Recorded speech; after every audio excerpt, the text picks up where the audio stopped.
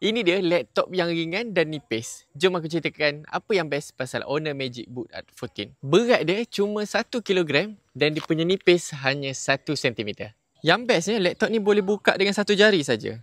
Dia dikuasakan oleh Intel Core Ultra 5 14 core.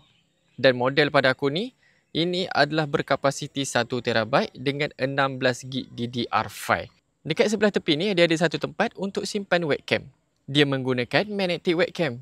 Jadi, bila korang pakai magnetic webcam ni, korang akan dapat kualiti skrin yang sangat cantik. Kalau korang perhatikan, memang tak ada apa-apa halangan untuk tengok. Untuk skrin, dia menggunakan 14.6 inci 3.1K resolution dengan OLED touch screen. Selain daripada tu, untuk brightness dia boleh cecah sehingga 700 nit dan juga dia punya refresh rate setinggi 120Hz. Untuk security, selain daripada password, dia boleh pakai fingerprint. Memang nice.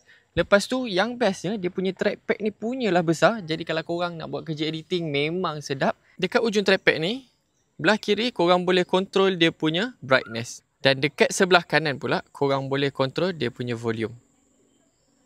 Dekat sebelah kanan, dia ada jack 3.5, HDMI dan USB-A. Dekat sebelah kiri, dia ada 2 USB-C dan salah satunya adalah Thunderbolt. Jadi kalau korang nak, korang boleh dapatkan Honor Magic Book Art 14 ni sebab sekarang tengah promo. Kalau korang tak dapatkan sekarang, memang rugi.